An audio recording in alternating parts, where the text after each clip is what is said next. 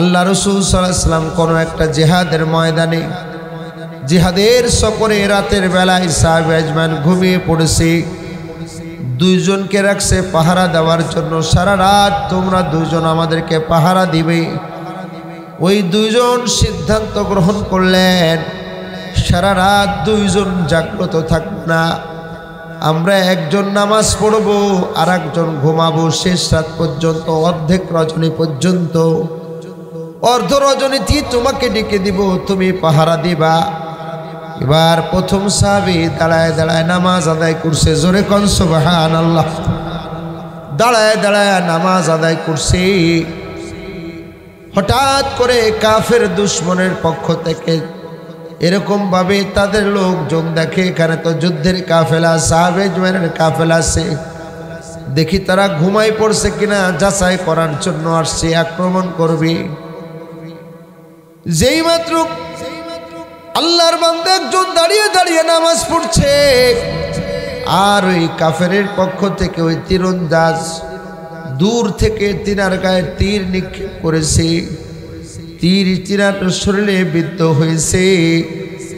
আল্লাহর বান্দা শরীরে তীর বিদ্ধ হয়েছে, নামাজের ভিতরে এত পাগল, মালিকের সাথে ভাবে কথা বলতেছে।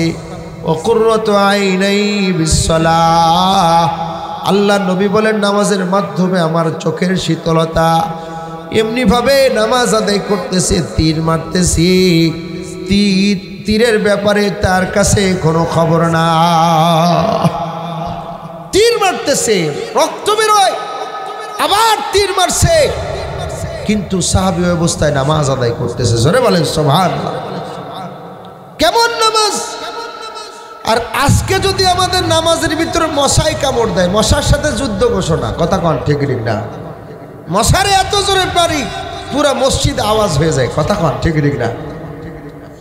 ইমাম সাহেব একটু কাশি হয়েছে, হয় কি হয় না? ইমাম সাহেব একটু সামি আল্লাহু লিমান হামিদা গলা কাশি দিচ্ছে, গলাটা পরিষ্কার করার জন্য, এটা জরুরত। কিন্তু ইমাম সাহেবের সাথে সবাই মিস কল দেয়া আছে কি আছে না বলেন? নামাজ ভাঙার অনুষ্ঠানের কারণে একটা বিনা ওজরে কাশি দেওয়া, বিনা ওজরে কাশি দিলে কি হবে না? নামাজ হবে, নামাজ ভেঙে যাবে, ঠিক না? কেমন নামাজ! নামাজের ভিতরে আমাদের দুনিয়ার ফিকির। নামাজ আদায় করতেছে একজন, সবাই নামাজ সালাম ফেরানো শেষ, একজন দাঁড়ায় কয় না আজকে নামাজ 3 রাকাত হয়েছে, 4 রাকাত হয় নাই। কেন? তাহলে তো তুমি বুজুর্গ মানুষ, আমরা কেউ টের পাইলাম না, সব দুনিয়ার ফিকির। কয় না আসলে বুজুর্গ না, কে কি কইলাম 4 রাকাত নামাজে সারাদিনের হিসাব কিতাব, 4টা দোকান, ঈশার নামাজ আমি 4 রাকাত নামাজে 4টা দোকানের হিসাব মিলাই। আজকে 3টা দোকানের হিসাব মিলছে, আর একটা কোনো বাকি আছে, তাই বুঝছি যে আজকে 3 রাকাত হয়েছে। কি নামাজের গুরুত্ব! আমাকে অবস্থা তাই, ঠিক না? ইমাম সাহেবের সাথে নামাজে দাঁড়ায়, 5-10 মিনিট নামাজ পড়া শেষ, কোন সূরাতে নামাজ পড়ছে জানে না। কি কথা বলে, ঠিক ঠিক না? আমরা তো নামাজ পড়ি, আমাদের নামাজের সাহায্য আসবে কিভাবে? আজকে তো আমার নামাজের গুরুত্ব নেই, নামাজ আজকে খুশুখুজু নেই, ঠিক না? নামাজে খুশুখুজু নেই। আলী কাররামুল্লাহ যুদ্ধের ময়দানে তীর লেগেছে, তীর লেগে পায়ের গোশতের ভিতর দিয়ে তীর বের হয়ে গেছে। তো উনার তীর বের করবে, উনি বের করতে দেয় না, প্রচন্ড ব্যথা, তীর বের করতে দেয় না। সাহাবে আজমান প্রেশান। আগে তো এত প্রযুক্তি ছিল না, এখন তো অনেক প্রযুক্তি ভালো। আল্লাহর হাবিব সাল্লাল্লাহু আলাইহি ওয়াসাল্লাম বললেন তোমরা একটা কাজ করবা, আলী যখন নামাজে দাঁড়ায় যায় তখন তোমরা তার তীরটা টেনে বের করবা। আল্লাহু আকবার, জোরে বলবেন না? আপনারা কি বেজার নাকি? আল্লাহ যারা আজকে মন মরা কেন, ঘুম ঘুম ভাব নাকি? নারায়ে তাকবীর, নারায়ে তাকবীর। আমি মূলত এই প্রোগ্রামটা আমার একান্ত মহব্বতের কারণে নেওয়া হয়। আমি ইচ্ছা করলে আজকে বড় একটা প্রোগ্রামে যেতে পারতাম, একজনকে পাঠাইতে পারতাম, কিন্তু আমি তা করি নাই। আপনাদের মহব্বতে আসি, কারণ বহু বছর ধরে এই মাহফিলটা করতেছে, ঠিক কিনা? সেজন্য নতুন আমার প্রতিদিন 2টা করে মাহফিল, প্রায় দিন 2টা। কিন্তু এই যে আজকে যে মাহফিল হচ্ছে, ওখানেও চাইছে আমি আগের দিনে আরও 2-3 জায়গা ইয়াল ছিল, পরে দেখলাম যে না, শরীরে কুলায় না। 5 দিনের সফরে বের হয়েছিলাম, ওই দুনিয়া ঘুরে আসছি। ঢাকায় করছি 3টা, মানিকগঞ্জ সহ, একটা করছি কুয়াকাটা, একটা করছি কুড়িগ্রাম করে এলাকা আসছি। এসে আবার পরের দিন আবার 2টা করছি, মানে শরীর আর কোলায় না, এই জন্য রেস্টের দরকার। তাই চিন্তা করলাম একদিন রেস্ট হোক আর ছোটোখাটো মাহফিলে করে ফেলে চাইতেছে সেইভাবে। ভাইয়ের আমার দোস্ত, আমার একটা রেস্টেরও প্রয়োজন আছে গেছে না? রেস্ট হইল কই? সকালবেলা বেরোইছি গোসল না করে, সারাদিন উপজেলা পরিষদে কাজ করে এই ওখান থেকে বাড়ি যায় না, এদিক দিয়ে ঢুকছি। ইচ্ছা করলে রেস্ট হয় না, আল্লাহ যদি না দেয় টেকে না যাবে। এই জন্য এখনো যারা দিক সেদিক আছি, মেহরবানি করে চলে আসলে ভালো হয়। তো যেটা বলতেছিলাম, হযরত আলী কাররামুল্লাহ ওয়াজহুর নামাজ দেখেন, ওনার তীর বের করতে দিচ্ছে না, ব্যথা। আল্লাহর রাসূল সাল্লাল্লাহু আলাইহি ওয়াসাল্লাম বলেন, আলী যখন নামাজে দাঁড়ায় যায় তখন তোমরা তার তীর বের করে ফেলো। আল্লাহু আকবার বলেন। মানে নামাজে দাঁড়াইছে, সাহাবে আজমাইন জোর করে টান দিয়ে তীর বের করে ফেলছে। হযরত আলী নামাজ পড়ে বলতেছে, ও তোমরা যদি ভিড় পাকাচ্ছ আমার তীর বের করার জন্য। আল্লাহু আকবার বলেন। আলী তুমি টের পাও না তীর বের করছি? কয় না। আল্লাহু আকবার বলেন। নামাজে কত খুশু, এই নামাজ পড়ার জন্য আমরাও নামাজ পড়ি। অনেক মা বোন নামাজ কাজা করে দেন, অনেক ভাই ব্রাদার নামাজ কাজা করে দেন। তাই নামাজ পড়েন না? কে গরিব মানুষ কাজ কাম করে খায়, নামাজ পড়বো কিভাবে? এই দোস্ত বাবেরা, আপনি কি ওই সাহাবীর থেকে গরিব নাকি? ওই সাহাবীর থেকে কি আপনি গরিব? আল্লাহর হাবিব সরকারে দু আলম সাল্লাল্লাহু আলাইহি ওয়াসাল্লাম মসজিদে নববীতে নামাজ আদায় করার পর ফজরের নামাজ পড়ে সাহাবে আজমাইনদের দিকে ফিরে বসেন, মাসনুন আমল করতে থাকেন, মাসনুন আমলগুলো করেন। কিন্তু সবাই মাসনুন আমলে শরীক হয়। একজন সাহাবী যেই মাত্র ইশার নামাজ শেষ হয়, এরকমভাবে ফজরের নামাজ যেই মাত্র শেষ হয়, সাথে সাথে মসজিদে নববী থেকে বের হয়ে বাড়িতে চলে যায়। আল্লাহর হাবিবের সামনে আর তিনি বসেন না, নবীর সামনে মাসনুন আমলে বসে না।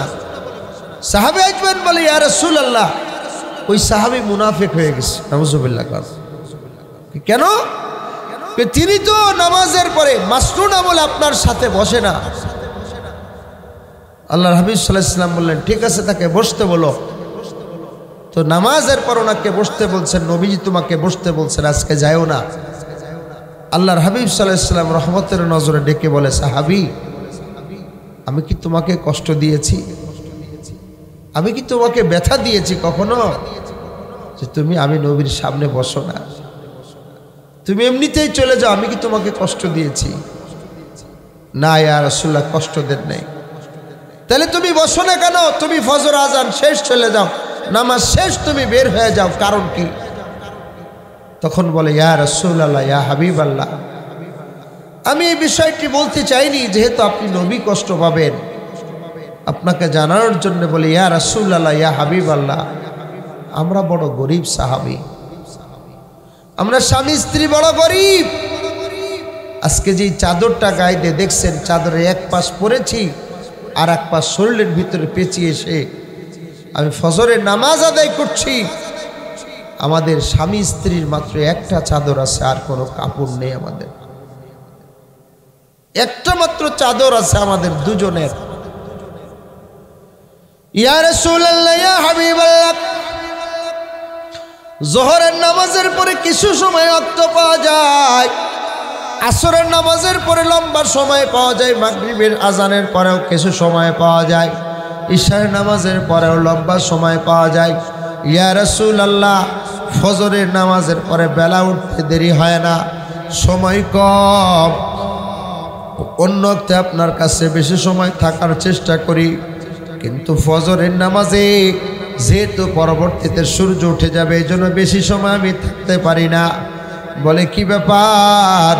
ইয়া রাসূলুল্লাহ, ইয়া হাবিবাল্লাহ, আমার স্ত্রী শেষ রাত্রে আমাকে জাগায় দেয়, তিনি আগে উঠেন, উঠে তিনি সুন্দর করে তিনি ওযু করেন, ফ্রেশ হয়, চাদর পরিধান করে ফ্রেশ হয়, ওযু করে, আল্লাহু আকবার।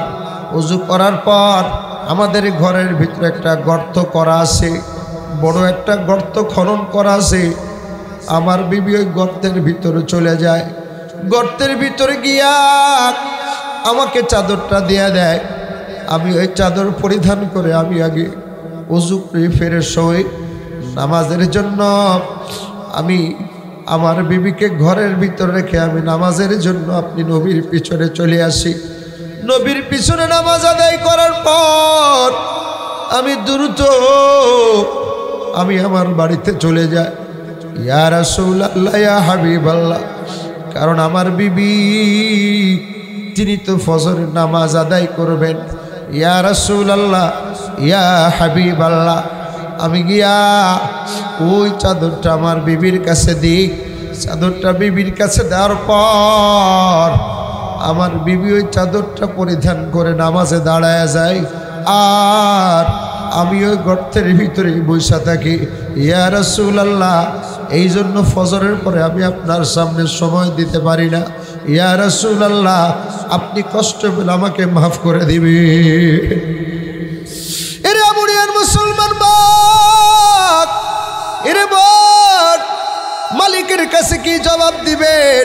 আজকে আপনার শোকেসের ভিতর শাড়ি আছে, শোকেসের ভিতর থ্রি পিস আছে, শোকেসের ভিতরে কাপড় চোপড়ের অভাব নাই, আর আজকে আপনি নামাজ কাজা করে দেন। আজকে আপনি শরীয়তের বিধিবিধানটা ছেড়ে দেন রে মা। ওরে যুবক ভাই, এই এলাকার বাবাজিরা, আজকে সাধারণ কারণে আপনি নামাজটা ছেড়ে দিন। মালিকের কাছে কি জবাব দেবেন? মালিকের সামনে কিভাবে দাঁড়াবেন? তাহলে নামাজ ও আকামাস সালাহ, যারা নামাজ কায়েম করে, নামাজের মাধ্যমে সব সমস্যার সমাধান। জোরে কন্যা সুবহানাল্লাহ।